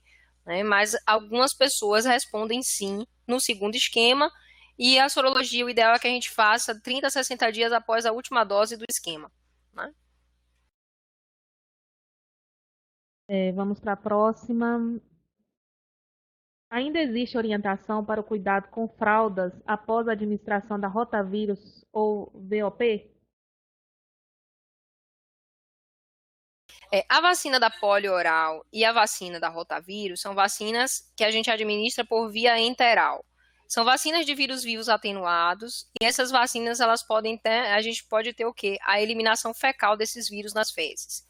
A literatura fala que há ainda, né, indícios de liberação desses vírus até 15 dias após, então, a orientação da manipulação dessas fezes dessas crianças, né, porque são bebês, né, o primeiro reforço a gente faz em bebês, então usam fraldas, então o ideal é que a gente faça realmente uma orientação sobre como manipular, né? Realmente a gente deve isolar essas fezes para que não tenha acesso, para que elas sejam manipuladas por outras pessoas, por outras crianças e até mesmo por animais, porque os vírus estão ali eliminados. E aí a gente tem sim essa orientação, e aí como a gente tem registro de até 15 dias, o ideal é que a gente tenha até 15 dias com esse cuidado maior com relação, para não haver essa contaminação fecal oral, principalmente em casos que tem mais crianças ou as pessoas que estão manipulando essas fezes, também não se contaminem.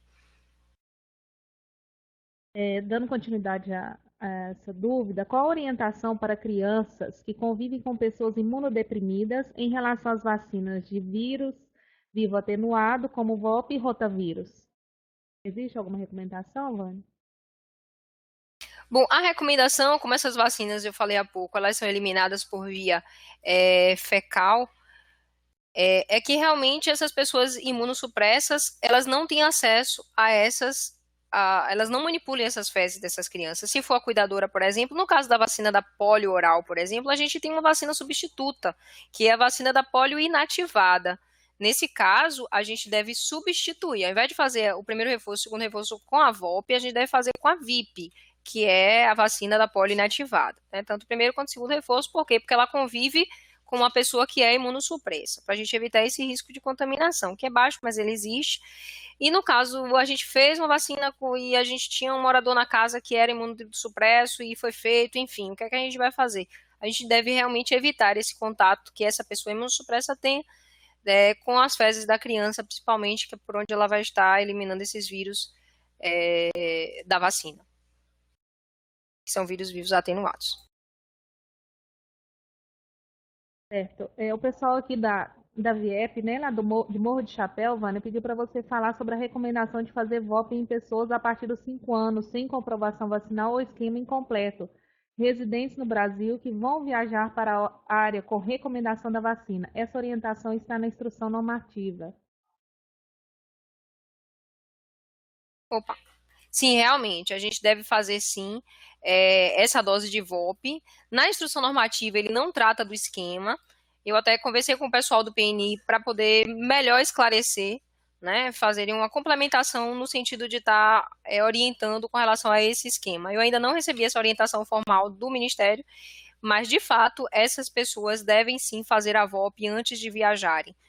O esquema eu ainda não tenho como divulgar porque eu não recebi isso oficialmente, mas uma única dose você já pode fazer agora e aí as outras doses sequenciais, se necessário, que eu não sei se a gente vai estar fazendo essa orientação posteriormente. Mas a primeira dose você já pode sim fazer em pessoas que vão viajar para essas áreas com essa recomendação. Tá? Apenas alguns municípios requerem essa vacinação contra a poliomielite, tá certo? Uma outra dúvida, em relação à vacina de HPV, o adolescente tomou a primeira dose com 14 anos, só retornou com 17 para tomar a segunda dose. Devo completar ou não? Caso venha com prescrição médica, mas já tomou uma dose e está com 18 anos, como proceder? Deu para entender? Olha, se essa primeira dose foi na rede pública, a gente deve fazer a segunda dose na rede pública sim, tá? A gente deve completar o esquema. Tá? A gente não vai iniciar na rede pública o esquema fora da faixa recomendada. Tá? Lembrando que para adolescentes saudáveis, meninos de 11 a 14, meninas de 9 a 14, e para pessoas que convivem com HIV de 9 a 26 anos.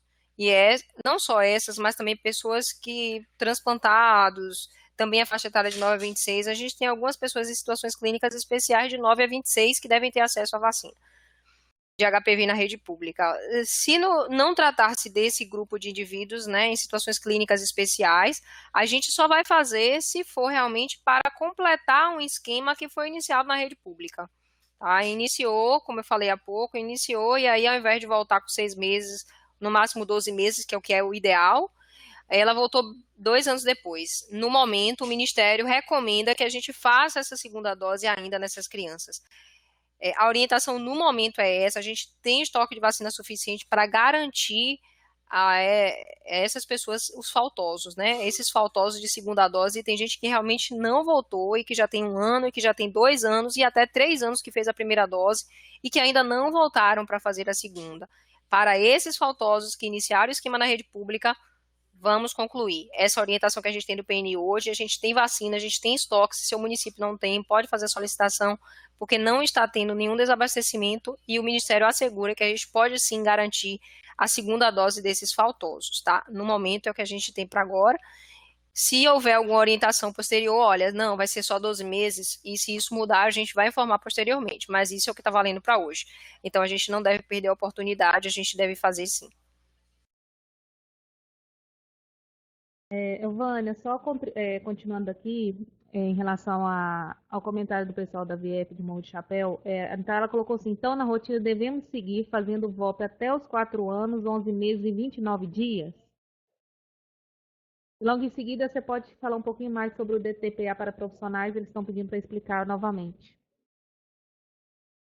Sim, a vacina de VOP eu devo fazer sim, o reforço da VOP é com 4 anos e eu devo fazer esse reforço. O primeiro reforço da VOP é com 1 ano e 3 meses e o segundo reforço contra a poliomielite é com 4 anos de idade, até 4 anos, 11 meses e 29 dias. Então, primeiro e segundo reforço, tá certo? Tá mantido. É o que a gente deve continuar fazendo o reforço até os 4 anos, 11 meses e 29 dias, é o que a gente tem, sim. É o que a gente tem de orientação, tá certo? Conforme está na própria instrução também, tá? Com relação à novidade que está na instrução normativa da DTPA para profissionais, é porque até o ano passado, até sair essa instrução normativa, que é uma instrução normativa nova, ela foi publicada no primeiro semestre agora, pelo Ministério, pela Secretaria de Vigilância em Saúde, e nessa instrução normativa a gente tem lá, né, para todos os profissionais de saúde. Isso realmente gerou um pouco de preocupação para assim, a nossa gestão, no sentido de que hoje a nossa rede não tem estoque para fazer em todos os profissionais. Mas a gente confirmou com o Ministério, e o Ministério disse que os pedidos eles podem ser previstos e serem solicitados, já prevendo, sim, ações estratégicas específicas para ampliar a vacinação para os profissionais de saúde. No momento, o Ministério assegurou que tem estoque de DTPA para os profissionais de saúde. Não é para qualquer trabalhador de saúde, não é para a moça da recepção que está trabalhando no hospital. É para quem está, é o enfermeiro que está na assistência fazendo essa vacinação, apesar de que lá na nota ele só fala profissional de saúde e o Ministério entende como aqueles que estão atuando que realmente são profissionais ligados à assistência à saúde, tá certo? Então, assim, a gente deve incluir uma dose de DTPA, considerando esse reforço a cada 10 anos, para esses profissionais da rede, e aí a gente deve começar a pensar em ações para a gente liberar essa dose de DTPA para os profissionais. Não é a partir de agora, amanhã, todas as salas já terem estoque, porque isso vai ser impossível. A rede vai precisar ir se programando.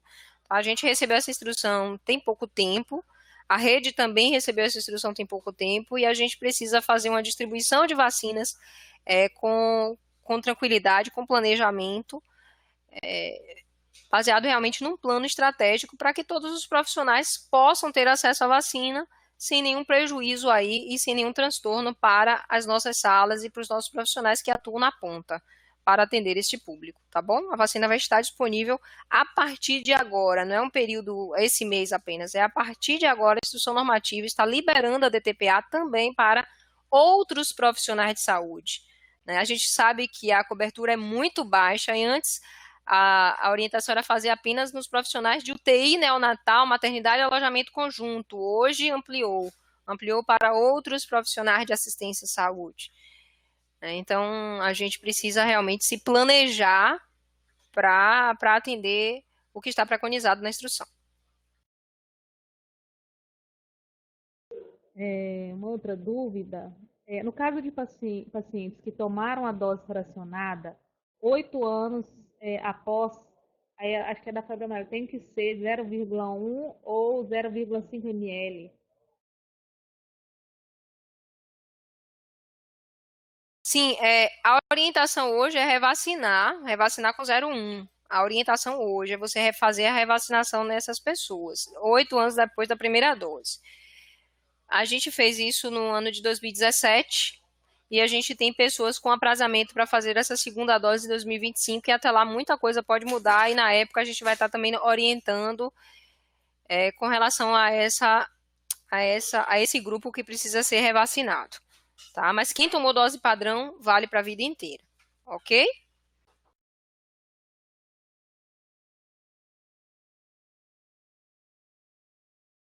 Bom, temos mais dúvidas aqui. Pode seguir, Vânia? Você vai me dando aí o... Pode seguir, vamos lá. Aqui fala, os ginecologistas estão prescrevendo para pacientes fora da faixa etária e mandando para a rede pública. Vocês não disponibilizam, mesmo com esse relatório médico, a vacina para HPV?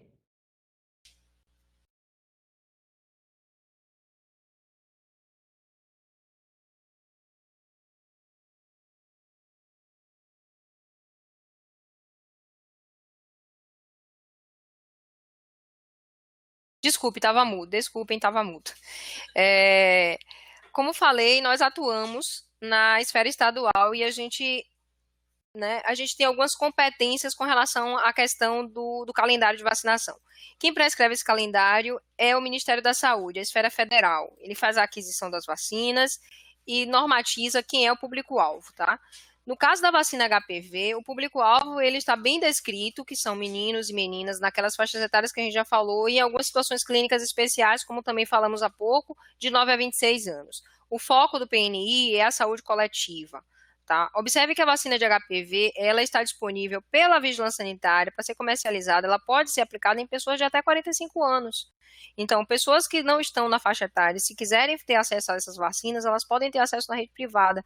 Na rede pública, a gente tem que seguir o protocolo do Ministério. E é bom salientar que a vacina de HPV, hoje, a gente trabalha com a vacina quadrivalente na nossa rede pública.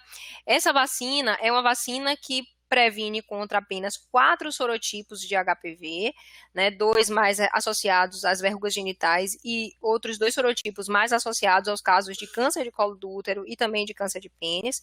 Então, é uma vacina quadrivalente, mas você tem dezenas de outros sorotipos de HPV. Então, se uma pessoa chega com o diagnóstico de HPV, a gente às vezes não sabe qual é o sorotipo. Às vezes a gente tem tido muita prescrição aí que o ginecologista realmente prescreve da vacina de HPV, mas observe, gente, que não é para tratar a infecção que ele já tem. É para prevenir infecções por esses sorotipos que tem na vacina, que são apenas 4 sorotipos que a gente tem hoje, que é quadrivalente a nossa vacina. Então, como ela já se contaminou e a gente às vezes não sabe qual é o sorotipo, não é contraindicado que ela faça a vacina. Mas a vacina não é para tratar um problema de saúde. A vacina deve ser usada sempre como uma profilaxia. Ela vai estimular o nosso sistema imunológico a produzir anticorpos específicos contra aqueles antígenos oferecidos na vacina. Então, não faz parte do nosso protocolo estar liberando vacina de HPV para pacientes fora da faixa etária preconizada pelo programa.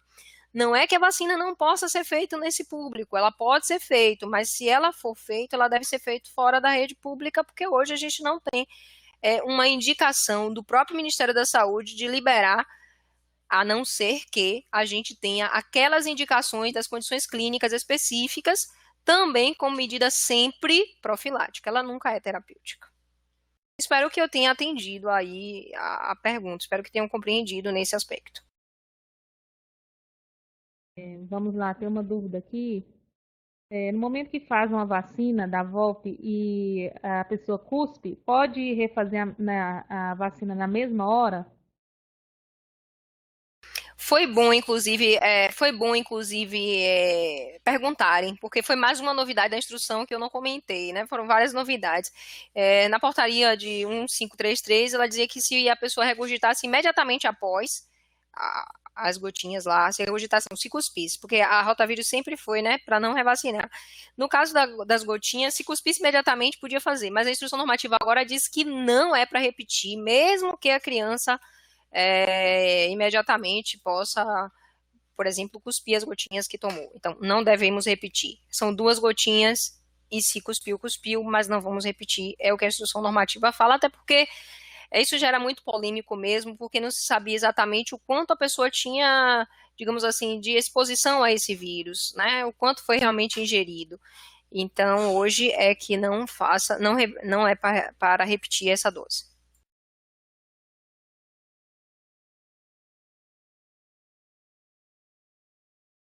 Mais uma dúvida, se a gestante tomou o esquema completo de DTP quando criança e o reforço de DT aos 15 anos, há mais de 10 anos, devo fazer um segundo reforço de DT e aprazar a DTPA para a 22ª semana ou espera a 22ª semana para fazer o DTPA?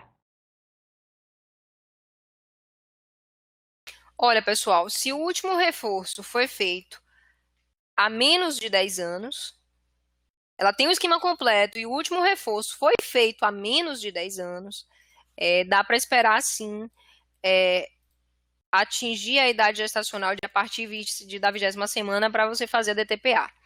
No entanto, se o esquema for há mais de 10 anos, ou se o esquema estiver completo, você deve completar o esquema e aguardar aí a idade gestacional ideal para fazer DTPA. Completar com DT e fazer DTPA só a partir da 20ª semana, tá certo? Mas se o reforço foi a menos de 10 anos, não tem problema, você espera 10 anos do último reforço para, assim, dar continuidade com DTPA. Uma outra dúvida em relação também à gestante. Tem uma gestante com IG de 6 semanas, com esquema completo de DT, além do reforço com a DT em 2007. Devo, nesse momento, administrar um reforço com a DT ou a orienta a aguardar, eu não sei se é parecido, até a 22ª semana para administrar a DTPA?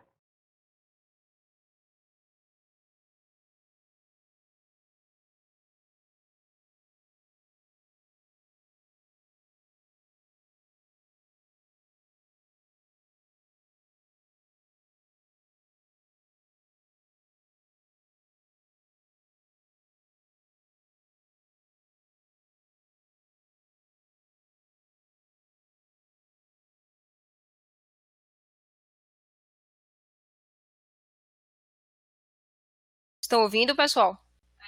Agora? Voltou. Ficou mudo. Obrigada. Bom, mais uma vez eu já falei, se o esquema está completo de DT, a idade gestacional lá da gestante foi com 6 semanas. Ela chegou com 6 semanas, ela está com o esquema de DT, ela tinha um esquema completo e o último reforço foi em 2007. Estamos em 2019, então se já o último reforço foi há mais de 10 anos. Se o último reforço foi há mais de 10 anos, eu devo completar, né, fazer o reforço agora, porque caso ela, né, se exponha a algum problema agora, ela está descoberta porque o último reforço dela foi há mais de 10 anos. Então, eu faço esse reforço agora e aguardo ela chegar no idade gestacional mais avançada, onde eu vou ter maturidade de placenta para eu poder o quê?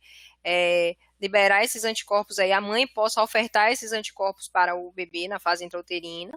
E aí, a partir da 20ª semana, o ideal é sempre 20 dias antes do parto, então a partir da 20ª semana em diante, o ideal, né, até 20 dias antes do parto, essa gestante possa fazer a dose da DTPA, ok? Completando assim o seu esquema, né, garantindo não só a proteção contra difteria e tétano, mas também garantindo e assegurando a proteção aí contra qualquer luxo, não só para si mesma, mas também para o bebê.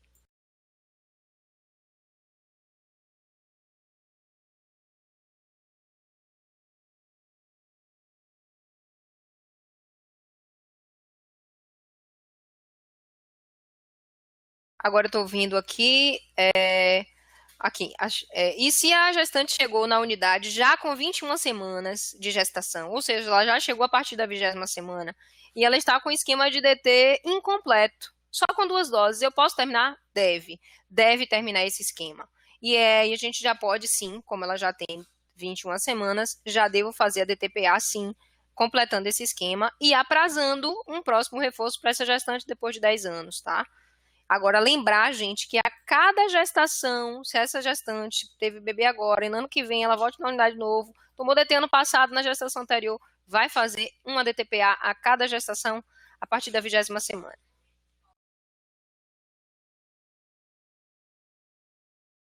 Bom, pessoal, vamos responder só mais uma dúvida aqui para finalizar. No caso do intervalo mínimo de 60 dias das vacinas de meningite e pneumococcus, travei a língua aqui. Pneumococcus, não estou dando conta de pronunciar, mas vocês sabem. É só no caso de crianças com atraso no calendário vacinal ou pode ser incluído em uma rotina?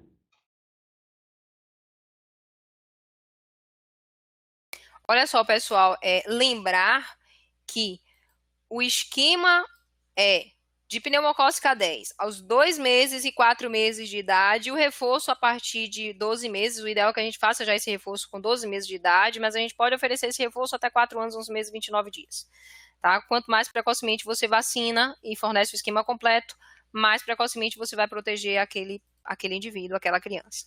Então, o ideal é que você possa respeitar, sim, o intervalo de 60 dias entre as doses, tanto primeira quanto segunda, e também você vai fazer lá o reforço na idade ideal, que é a partir de 12 meses. A novidade que a gente trouxe foi porque Da segunda dose para o reforço, a gente aguardava 6 meses. E a literatura, novidade, né? A gente agora já pode encurtar. A última dose desse reforço, na D2, ela pode ser, ou melhor, esse reforço ele pode ser feito a partir de 60 dias com relação a D2, se houver atraso do esquema. Né? Então, é apenas para quem chegou com atraso do esquema. Porque quem fez na idade certa, com 2 meses e 4 meses, o reforço vai ser com 12 meses. Observe que de 4 até 12 meses a gente tem aí 8 meses de diferença. Mas se a criança fez a primeira dose com 2 meses, a segunda dose fez com 8 meses de idade, eu não fazia o primeiro reforço com 12, eu fazia com 14 meses, né? Porque eu sempre respeitava 6 meses com relação à última dose do esquema, a partir de 12 meses. Hoje não. Se eu tiver um intervalo mínimo de 60 dias da última dose do esquema, eu já posso fazer esse reforço. Isso é muito importante, tá certo? Criança chegou hoje com 10 meses na minha unidade de saúde, eu fazia só essa dose de 10 meses e aprazava o reforço com 6 meses depois. Hoje, eu posso fazer essa dose com 10 meses, a primeira dose, e ainda dar tempo de fazer uma D2. E aí sim, depois dessa D2, eu vou dar um intervalo de 60 dias, porque a criança já vai ter 12 meses. Agora, lembrar que se a criança fizer 12 meses, a partir de 12 meses até 4 anos de idade, na rede pública, ela só tem acesso a uma dose da vacina meningite, tá? Que eu vou chamar de dose única, eu vou chamar de reforço, ou que eu vou chamar de dose única, se ela nunca, ou D2, né, ou melhor, ou reforço. Na hora de registrar, é importante a gente lembrar que de 12 meses a 4 anos, eu vou chamar de reforço se ela fez uma dose menor de 12 meses. E se ela está fazendo pela primeira vez, ela nunca fez a vacina da meningite, já tem 1 ano de idade, eu só vou oferecer uma dose. Aí essa dose vai ser lá como dose única, porque eu não vou poder dar continuidade aí, porque ela já perdeu as primeiras doses do esquema. Tá? Espero que tenha esclarecido. E não esquecer também que entre as doses de reforços de DTP, que é de células inteiras, reforço entre as doses, o intervalo para fazer o reforço é no mínimo de 6 meses, isso não mudou. A única mudança foi o intervalo mínimo para o reforço de pneumo e meningite, ok?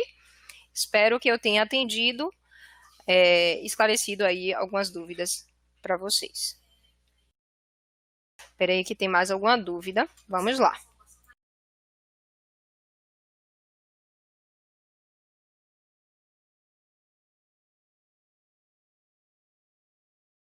Vacina antirrábica em gestante. A gente precisa trazer uma web só de atendimento antirrábico, viu? Já é uma coisa importante para a gente estar pensando, porque realmente a gente falar de atendimento antirrábico, de profilaxia da raiva humana, a gente precisa pelo menos aí de uma web para a gente conversar só sobre ela, porque são várias peculiaridades, mas a gente tem que lembrar. No caso da profilaxia da raiva humana, pessoal, se houve a exposição, né? A gente está falando de uma profilaxia pós-exposição. Trata-se de um agravo letal e o risco-benefício, sem dúvida alguma, se ela já foi exposta aí a uma agressão de um animal, ela deve fazer, sim, a vacina antirrábica, mesmo no período gestacional e independente da idade gestacional, por conta do risco-benefício, sem dúvida alguma. Tá certo? Lembrar que a gente hoje já tem um esquema de 4 doses, no máximo de 4 doses, né? Antes a gente tinha um esquema máximo de 5 doses, hoje termina em 4 doses, o esquema máximo, né, de doses a serem prescritas, mas não vai dar para falar de profilaxia da raiva humana agora, dos detalhes todos, mas a gente precisa realmente ponderar sempre esse risco-benefício e, sem dúvida alguma, não é contraindicada. Pode ser feito na gestante, sim, em qualquer idade gestacional, conforme o protocolo da profilaxia, tá bom?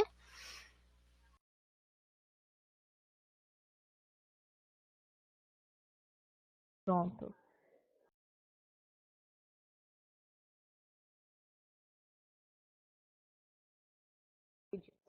Bom, pessoal, então a gente já vai encerrar. E para encerrar, Vânia, a última coisa, né, já explorando um pouquinho de você, eles estão pedindo para você falar, né, sobre o trabalho dos profissionais nas salas de vacinas, né? O pessoal diz aqui que muitos estão correndo aí das salas de vacinas. Então, se você puder encerrar com essa fala aí sobre a importância desses profissionais nesse espaço, a gente agradece. Olha só, pessoal, com certeza e sem dúvida alguma, a gente sabe da importância de todos os profissionais, né? Mas a sala de vacina de uma unidade de saúde, ela realmente hoje, a gente precisa pensar com um olhar cada vez mais crítico, cada vez mais apurado. O gestor, principalmente, precisa equipar essa sala de vacina, né? Não só a estrutura física, mas a gente precisa pensar em recursos humanos necessários e suficientes para atender a demanda daquela sala de vacina. Então, hoje a gente tem um sistema de informação do Programa Nacional de Imunização que requer o registro nominal de cada dose aplicada. E isso, gente, é muito importante. Antes, a gente tinha um programa, na década de 70, quando foi implantado, que eram apenas 4 vacinas, apenas para criança menor de ano. Era apenas sarampo, VOP, BCG e DT, se não me engano. Eram 4 vacinas. Hoje a gente tem mais de 19 vacinas.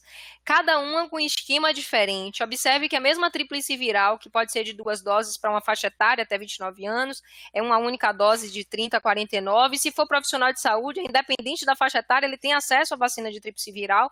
Observe que são várias e várias peculiaridades. Então, o profissional que está na sala de vacina, ele precisa de ter um ambiente preparado para que realmente ele possa desenvolver um trabalho com qualidade, e é importante que esse profissional converse, dialogue e conheça cada uma das vacinas que está trabalhando. Ele entenda o que é uma vacina de vírus vivo atenuado, o que é uma vacina de células inteiras. Quando você fala de vacinas de vírus vivo atenuado, você já lembra que ela é mais por via subcutânea, não é regra, né? Ou pode ser também por via interal, no caso da VOP, no caso da rotavírus.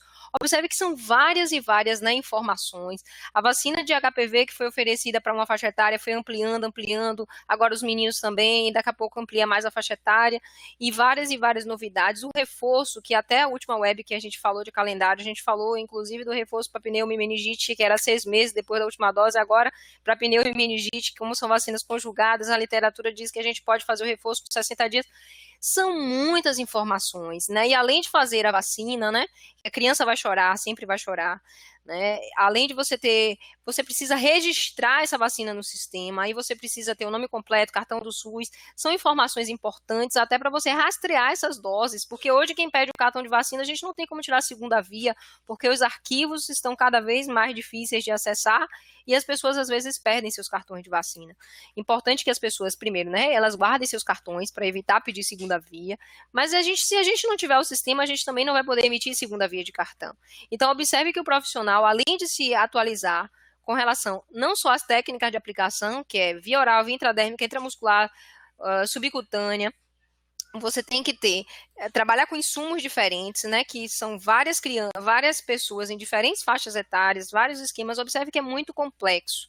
Além disso, você tem uma demanda extremamente elevada. Como é que esse profissional vai conseguir executar um trabalho que a geladeira não está contribuindo, porque deve ser câmara fria? Os gestores precisam pensar, né, investir realmente para que equipem suas redes de frio, não só das centrais municipais e regionais, mas também as salas de vacina, e principalmente as salas de vacina, que a gente tenha caixa térmica, que a gente tenha termômetro, que a gente possa realmente assegurar que esses imunobiológicos estejam armazenados na temperatura adequada de 2 a 8 graus, né, com um sistema eficaz de refrigeração, que a gente possa ter um ar-condicionado na sala de vacina, que possa garantir um atendimento de qualidade, um ambiente climatizado não só para as pessoas e para os imunobiológicos, mas também para favorecer, né, o próprio atendimento. Então, a gente precisa pensar, né, e isso requer realmente muita complexidade. Muitas vezes esse profissional, ele não tem nenhuma outra digamos, valorização, ele não é às vezes muito lembrado, né, e a gente realmente faz um apelo para que realmente esses profissionais que atuam em salas de vacinas realmente merecem nossos parabéns e nossos aplausos, porque são heróis, né, que fazem tudo isso e conseguem fazer muito bem feito, registra bem, aplica bem, e às vezes o gestor não entende porque o registro está falhando, mas às vezes o registro está falhando por conta de uma sobrecarga, e aí o profissional foi lá, não estou justificando, né, mas a gente sabe que quando você tem uma sobrecarga maior e quando você não tem um ambiente preparado, você tem mais riscos e chances de errar. Então, os erros de imunização, eles podem ser minimizados, né? E a questão da liberação para poder participar de educação permanente, o próprio acesso, né, a uma internet, a um sistema. O SIPNI ele pode ser online ou desktop, mas que você possa realmente acessar e você ter computador em cada sala de vacina. E esse foi um investimento que já foi, né, feito, inclusive pela rede estadual que liberou, né, 2014, um computador para cada sala de vacina. Então, hoje, os municípios precisam, cada sala de vacina, ter pelo menos um computador. Né? E o gestor avaliar que aquela unidade precisa de mais de um computador, precisa mais de uma sala de vacina, que assim o faça. Então, quem está na ponta, na gestão, deve fazer uma análise de cada uma das suas unidades, do seu próprio território. A gente já conversou, inclusive, sobre a necessidade de fazer vacinação itinerante em alguns lugares. A gente tem vários municípios com ampla área rural e que as salas de vacina são inacessíveis, às vezes, para as pessoas. Então, não é só ampliar o número de salas, é você favorecer realmente o acesso. E não é só abrir salas sem pensar no profissional qualificado para isso, você precisa qualificar profissional, valorizar esse profissional e também buscar essas alternativas estratégicas aí, incluindo vacinação itinerante quando for necessário, sim, a depender do seu território. Então, cada município deve pensar e fazer o planejamento conforme sua necessidade local. Né? E, com certeza, a necessidade de valorizá-los sempre. Tá bom? A gente agradece a participação de todos vocês, espero que tenham gestores aí que também tenham ouvido a web, para que possam ter realmente uma acessibilidade nesse sentido, e agradeço a todos os profissionais que participam, né, e que estão atuando diretamente ou indiretamente no nosso Programa Nacional de Imunização. Eu falo indiretamente porque nós só somos profissionais da sala de vacina, mas o agente comunitário, como a Kemi falou há pouco, da importância dele garantir, né, divulgar e buscar, né, esses faltosos para melhorar as nossas coberturas vacinais. E se o atendimento for qualificado, ele vai voltar para a sua sala de vacina. Né? Humanizar esse atendimento também é muito importante. E o nosso calendário ele já contempla dezenas e dezenas aí de vacinas e previne contra dezenas de doenças. Obrigada a todos. E o êxito do programa, a gente agradece a vocês que estão aí na ponta, estão aí independente do nível de gestão, atuando no programa. Obrigada a todos mais uma vez e até a próxima.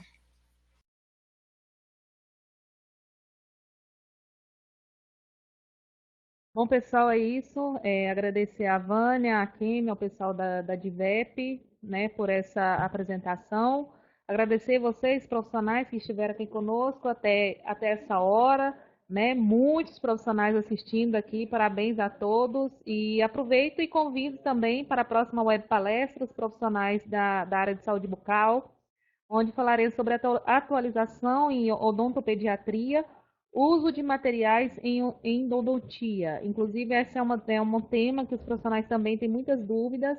Então, compartilhe a informação e qualquer dúvida que vocês tiverem a respeito de vacinação, processo de trabalho, vocês também podem utilizar a outra ferramenta do Telesaúde Bahia, que são as teleconsultorias, tá bom? Acesse o nosso site, faça o seu cadastro e tire suas dúvidas, que os nossos teleconsultores estão aqui para poder responder essas dúvidas dos profissionais da atenção básica. Então, muito obrigada aí ao pessoal da ADVEP e a vocês, profissionais da atenção básica, e até terça-feira na próxima web palestra. Obrigada.